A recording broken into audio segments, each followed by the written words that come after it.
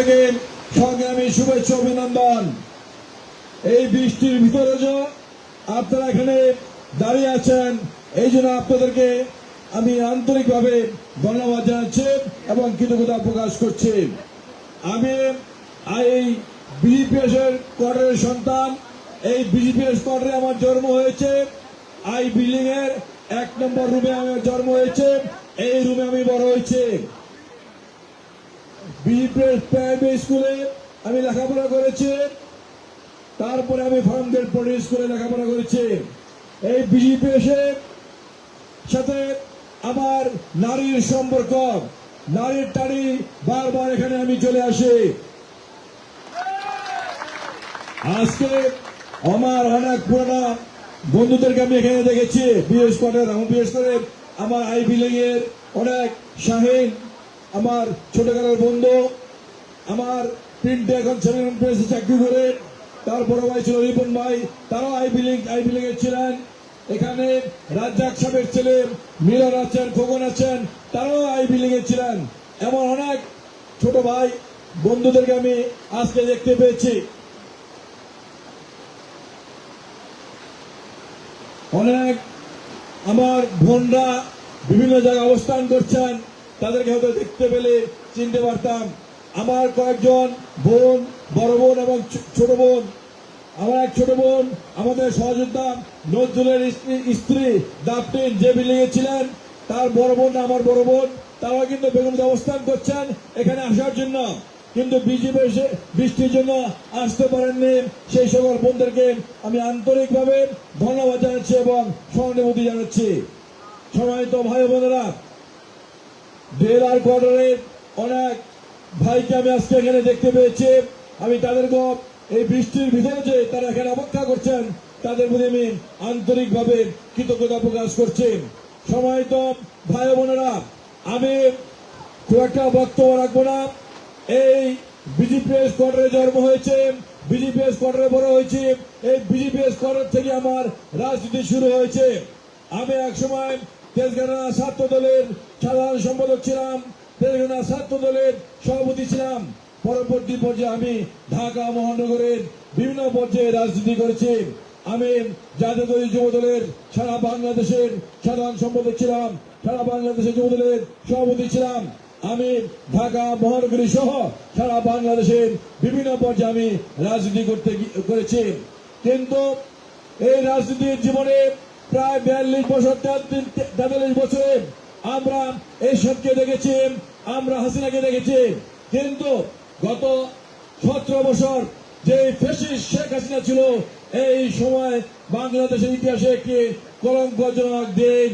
এই সময় বাংলাদেশের আওয়ামী লীগ ছাড়া কোন মানুষই নিরাপদ ছিল না, কোন মানুষের সামাজিকভাবে সংবদ্ধ ছিল না।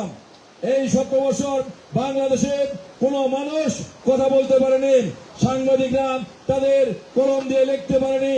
অনেক সাংবাদিক লিখতে গিয়ে লাঞ্ছিত হয়েছেন, অপমানিত হয়েছেন, মিথ্যা মামলায় কারাবরণ করেছেন। অনেক আলেমরা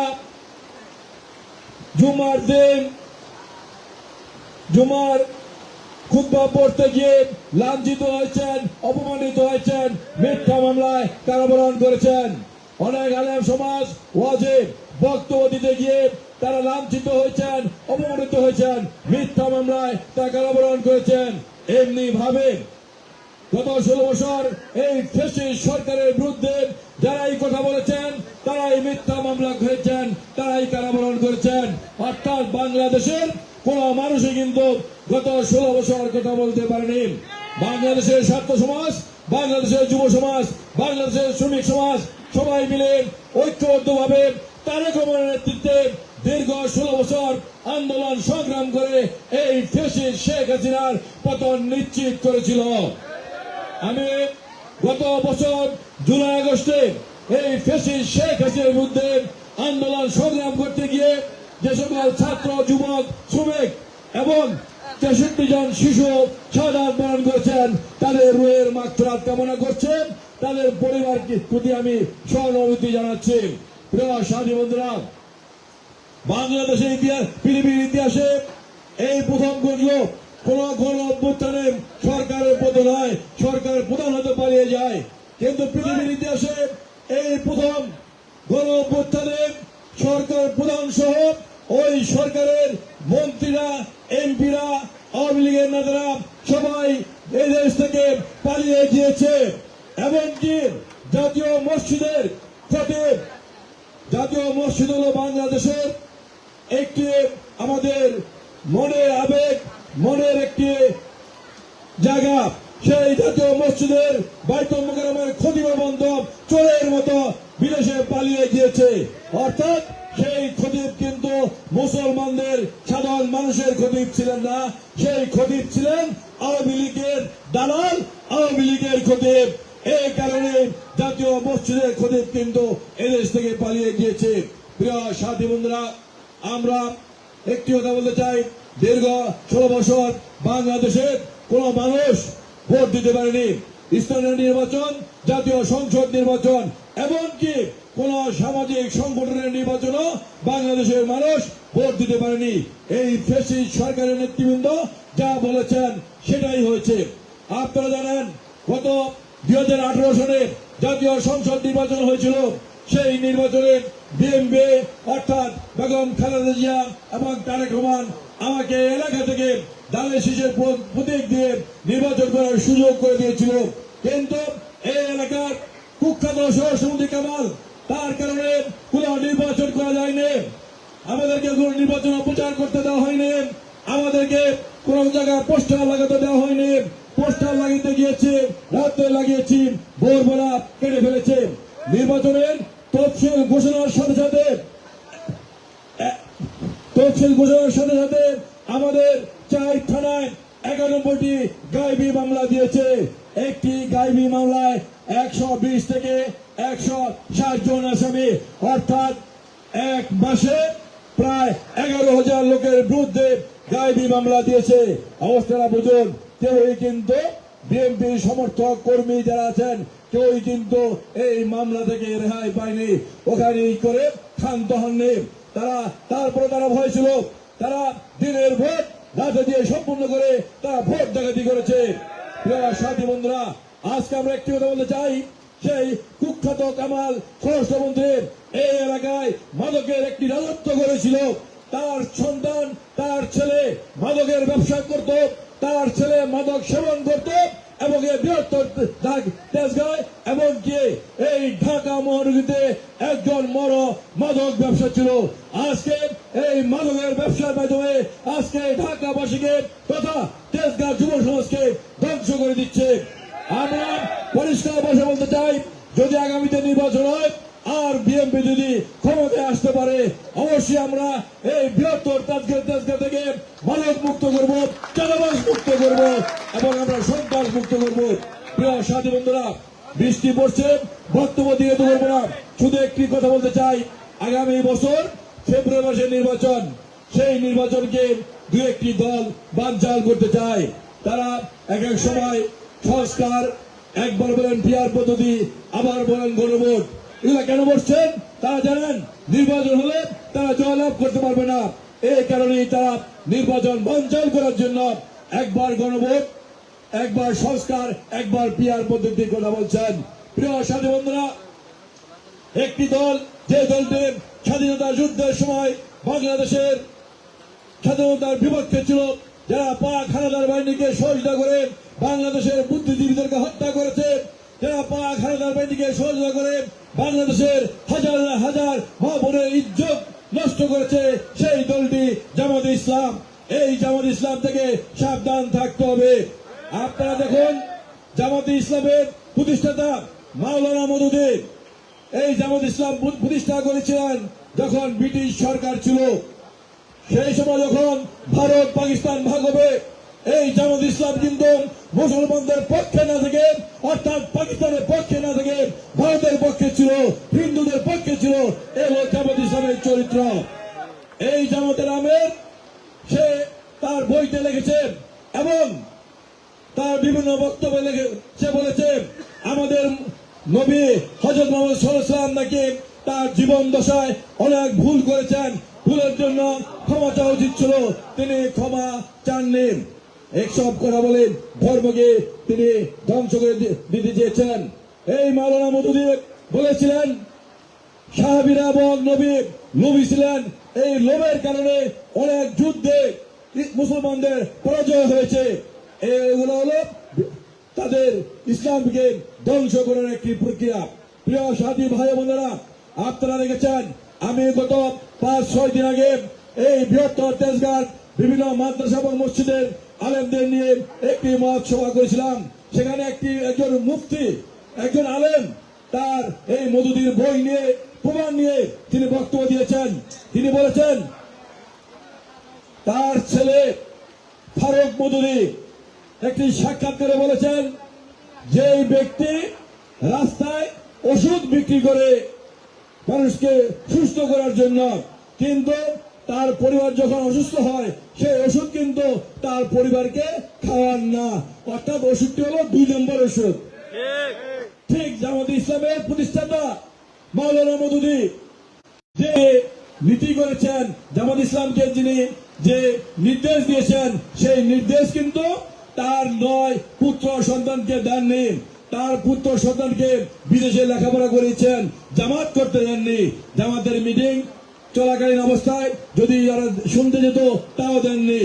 অর্থাৎ তিনি যেই জামাত যে তার যে নির্দেশনা, এই নির্দেশনা হলো শুধু জামাতদের, আর তার পুত্র সন্তানদেরকে কিন্তু তিনি উচ্চ শিক্ষায় উচ্চশিক্ষিত করেছেন, বিভিন্ন ব্যবসায় তারা চাকরি করেন। অর্থাৎ যেই ফুটপাতের ওষুধের ব্যবসায়ীর মতো ওষুধ সাধারণ পাবলিককে খাওয়াচ্ছেন, কিন্তু নিজের পরিবারকে কিন্তু ওষুধ খাওয়াননি। এই জিনিসটা আপনাদের বুঝতে হবে। তার সাথে সাক্ষাৎকারে বলেছেন বিদেশে যখন ভাগ হওয়ার কথা, তখন এই জামাত ইসলাম ভারতের পক্ষে থাকায়, পাকিস্তানের পক্ষে না থাকায় পাকিস্তান সরকারের উচিত এই জামাতকে নিষিদ্ধ করা। তেমনি ভাবে এই স্বাধীন বাংলাদেশের মুক্তিযুদ্ধের সময় জামাত বাংলাদেশের বিপক্ষে থাকায় এই স্বাধীন বাংলাদেশে জামাতকে নিষিদ্ধ করা উচিত। এই কথা কে বলেছেন? জামাতের প্রতিষ্ঠাতা মওদুদী আহমদের ছেলে ফারুক মওদুদী। প্রিয় সাথী বন্ধুরা, আজকে আমরা দেখতে পাচ্ছি জামাত ইসলাম আজকে বাংলাদেশে একটি গোষ্ঠীকে খুশি করার জন্য ক্ষমতার লোভে আজকে ইসলামকে ধ্বংস করে দিচ্ছে।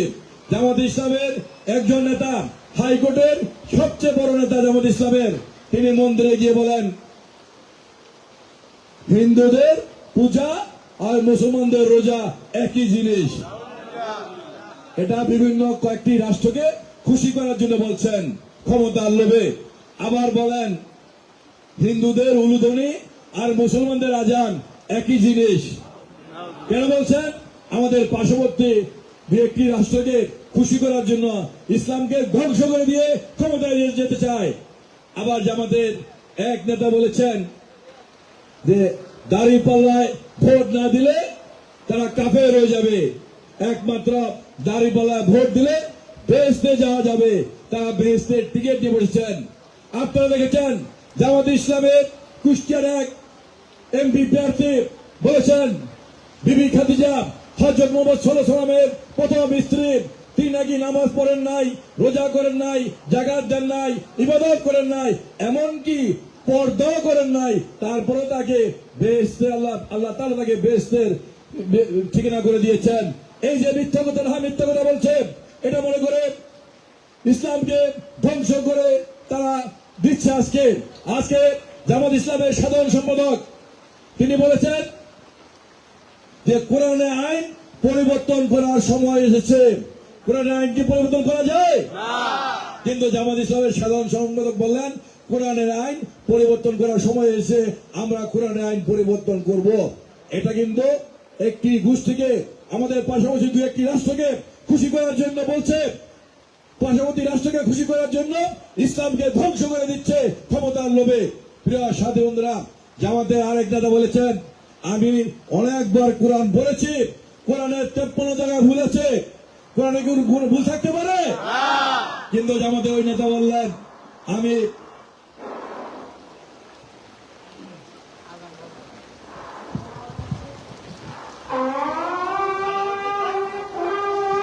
আজানের জন্য 2 মিনিট বিরতি।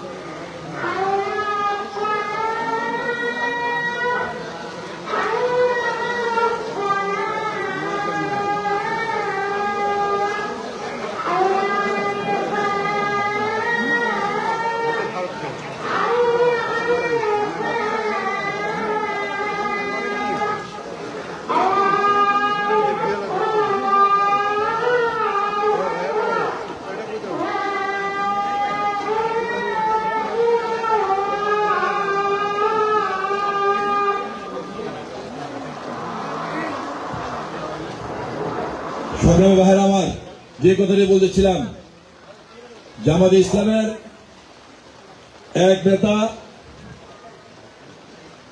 তার বক্তব্য দিয়েছেন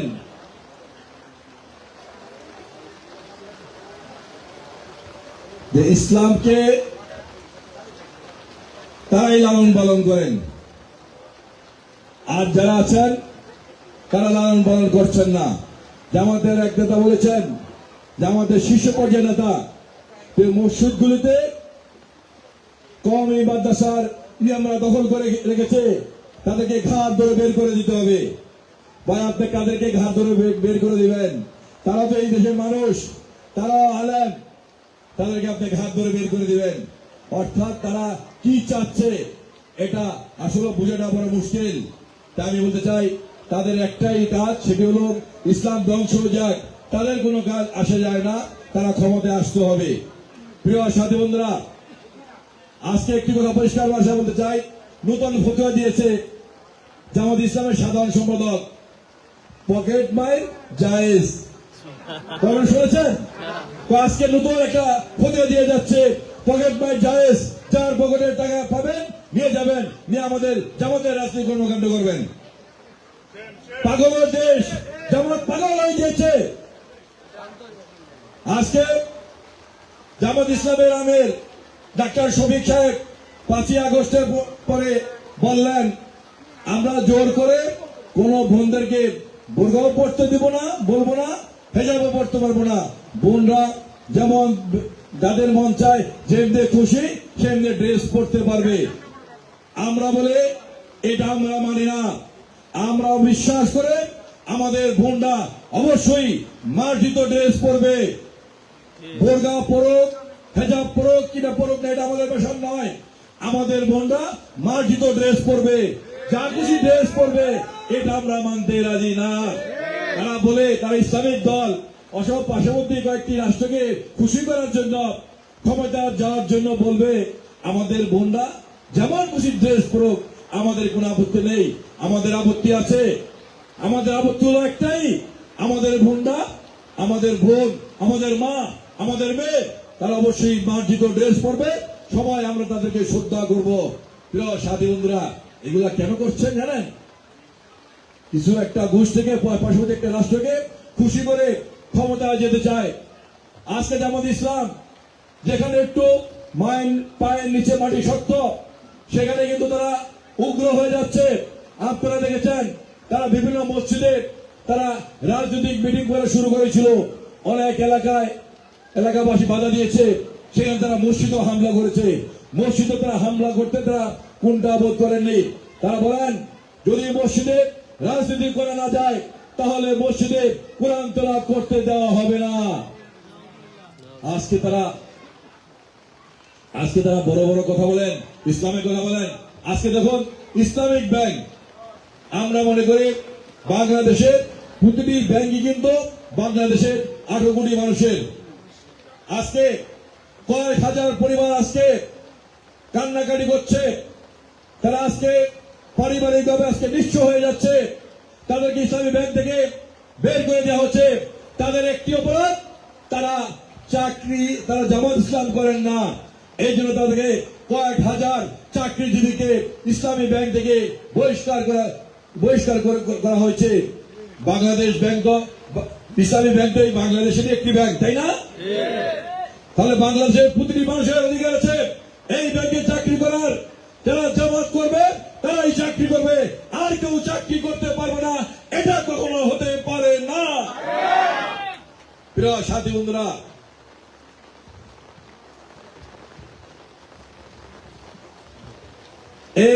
তাই আজকে বলতে চাই, আমরা কারো বিভিন্ন জায়গায় আমরা দেখতে পাচ্ছি যে আমাদের ভাইয়েরা বোনেরা চকলেট নিয়ে যান, ছোট ছোট বাচ্চাদের চকলেট দেন, অনেক নরম ভাষায় কথা বলেন। কিন্তু যেখানে একটু শক্ত, তারা কিন্তু কাউকে ছাড় দেন না। তারা কিন্তু উগ্র হয়ে যান, তারা কিন্তু সন্ত্রাসী হয়ে যান। আপনারা ঢাকার বাইরে কয়েকটা জায়গায় জেলায় দেখেছেন, তারা মসজিদে হামলা করেছে, অনেকের বাড়িঘর দখল করেছে।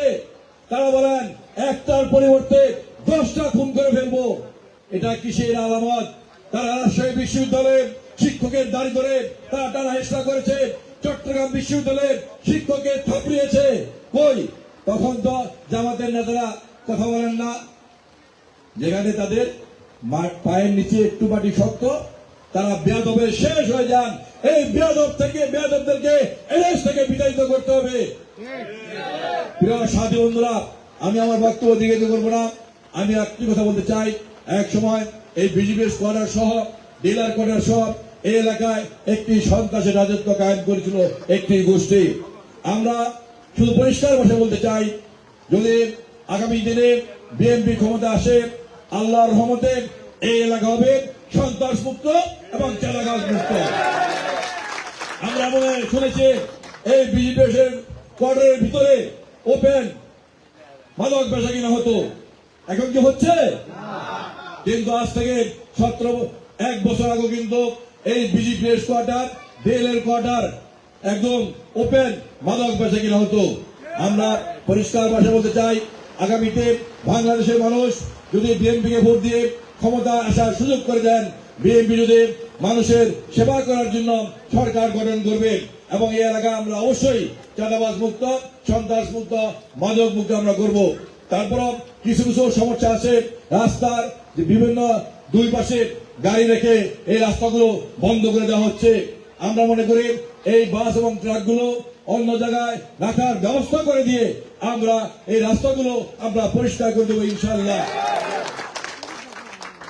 সাথী বন্ধুরা, আমি আমার বক্তব্য দীর্ঘায়িত করবো না, কারণ আজকে অনেক দিন পরে এই বিজেপি স্কোয়াডে আমি বক্তব্য রাখছি।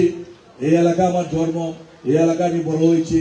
এই এলাকার আমি প্রাইমারি স্কুলে ঠিক এই জায়গাটা প্রাইমারি একটা 3 স্কুল ছিল। এখানে আমি আসার সময় জিজ্ঞেস করলাম স্কুলটা এখান থেকে মাদ্রাসা। এই স্কুলে পড়ালেখা করেছি, এখানে আমার বড়, এখানে আমার শৈশব, এখানে আমার সব। তা আসলো আমি প্রবণ হয়ে গিয়েছি, বক্তব্য কি দিব না দিব ভুলে যাচ্ছি।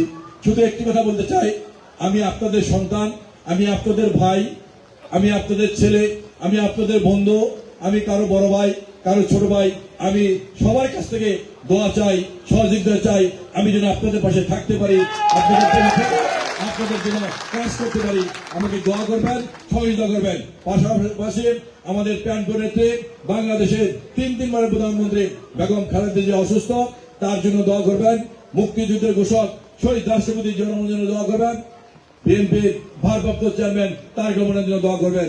সবাইকে আগামী দিনে সবাই ঐক্যবদ্ধভাবে এই এলাকাকে গড়ব, সুন্দর করে একটি সুন্দর পরিবেশ করব, সবাই মিলেমিশে এই এলাকায় একটি সামাজিক বন্ধন করে তুলব, সেই প্রত্যয় ব্যক্ত করে সবাইকে সংগ্রামী সালাম এবং অভিনন্দন জানিয়ে আমি আমার বক্তব্য শেষ করছি। খোদা হাফেজ। বাংলাদেশ জিন্দাবাদ, বাংলাদেশ জাতীয়তাবাদী দল জিন্দাবাদ, শহীদ অমরক বেগম খালেদা জিয়া জিন্দাবাদ, আমাদের প্রাণপ্রিয় নেতা তারেক রহমান জিন্দাবাদ। এই এলাকার বিজেপি কোয়ার্টার এবং ডিএলআর কোয়ার্টারের সকল এলাকাবাসীকে আমি আমার সংগ্রামী সালাম জানিয়ে আমি আমার বক্তব্য শেষ করছি। আসসালামু আলাইকুম। প্রিয় এলাকাবাসী, দুটি কথা না বললেই নয়।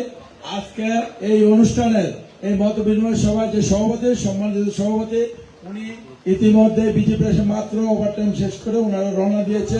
আমাদেরকে রিকোয়েস্ট করেছে যে ভাইকে বলেন অবশ্যই যেন একটু করে উনি